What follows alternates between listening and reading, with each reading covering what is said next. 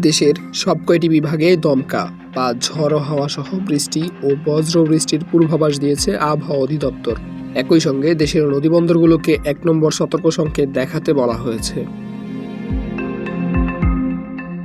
মঙ্গলবার ১৬ জুন সকালে আবহাওয়া অধিদপ্তরের এক বিজ্ঞপ্তিতে এ তথ্য জানানো হয়। বিজ্ঞপ্তিতে বলা হয়েছে, রংপুর, রাজশাহী, ময়মনসিংহ, ঢাকা, খুলনা, বরিশাল, চট্টগ্রাম ও সিলেট বিভাগের অনেক এলাকায় অস্থায়ীভাবে দমকা বা ঝড়ো হাওয়া সহ বৃষ্টি অথবা বজ্রবৃষ্টি হতে পারে। এ সময় ঝড়ো হাওয়ার গতিবেগ ঘন্টায় ৪৫ থেকে ৬০ কিলোমিটার পর্যন্ত হতে পারে বলেও জানিয়েছে আবহাওয়া অধিদপ্তর। এ কারণে দেশের বিভিন্ন নদীবন্দরকে ১ নম্বর সতর্ক সংকেত দেখিয়ে যেতে বলা হয়েছে। একই সঙ্গে নৌযানগুলোকে সতর্কতার সঙ্গে চলাচল এবং প্রয়োজনীয় নিরাপত্তা ব্যবস্থা নেওয়ার পরামর্শ দেওয়া হয়েছে।